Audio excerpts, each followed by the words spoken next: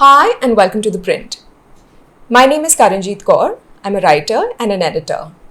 I'd like to talk to you today about a miracle that has emerged from the haze left behind by India and Pakistan's recent brush with war. The Indian right wing and liberals have finally found something they can agree on. It's not about our divergent opinions on the government or caste or other tetchy subjects like that.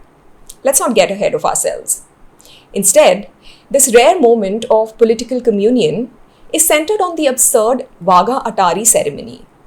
Both camps agree that the parade should be scrapped. The ceremony was suspended following the Pahalgam attack that killed 26 people. India went on to implement broader retaliation against Pakistan.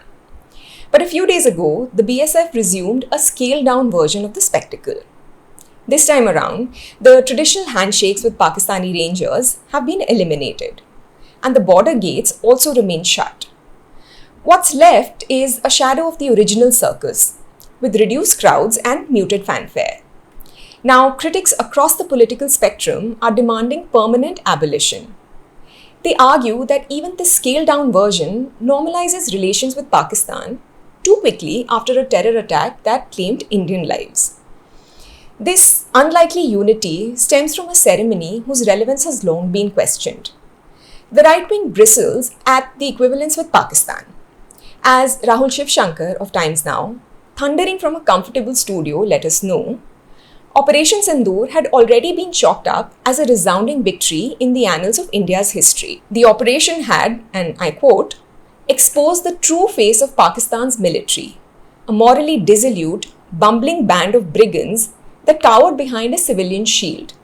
To even attempt an equivalence between the two countries' militaries, he suggested, would be an act of criminal dereliction. Now, I'm not certain if dereliction applies to regular Indian citizens, but Shivshankar sums up the right-wing response. They see no dignity in matching Pakistan's theatrical aggression lunge for lunge, mustache twirl for mustache twirl. For them, India's strength shouldn't require daily validation through synchronized screams and chest thumping. Certainly not with our bête noire.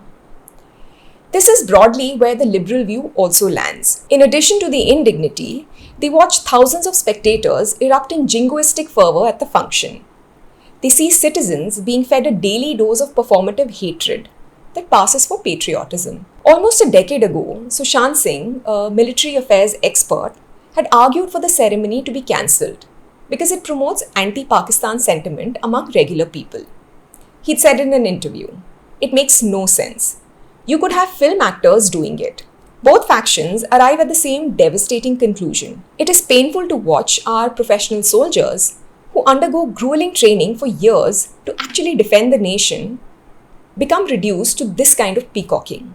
When ideological opposites unite in calling something an embarrassment to the armed forces, you know the lines of decency have been crossed.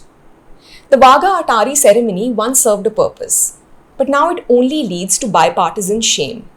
In fact, a new Change.org petition has called for it to be completely scrapped. A small illustration of this is how comically the international media views the ceremony. The Guardian once compared it to the Monty Python sketch Ministry of Silly Walks. The New York Times wrote about it in an article headlined "Peacocks at Sunset." Even the popular TV show It's Always Sunny in Philadelphia caricatured the ceremony in an episode. But the most damning indictment comes from those who've actually worn the uniform. Retired Lieutenant General Kamaljeet Singh Dhillon didn't mince words when he said, "This nautanki must stop. This is not a military parade. Beating the retreat is a very solemn ceremony." Retired Colonel Dr. Anil Athale was even sharper 15 years ago.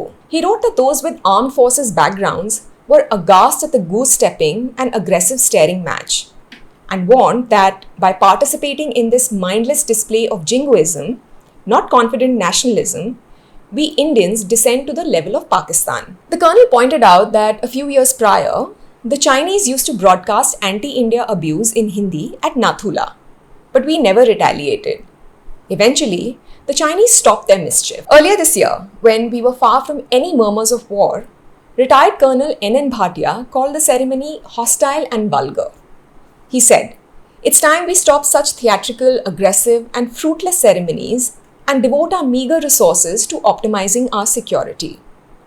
It's now clear that the only argument for continuing the ceremony in its present form has little to do with military or strategic necessity. Instead, it's driven by a need to sustain the tourist economy that it supports. Local businesses thrive at the border.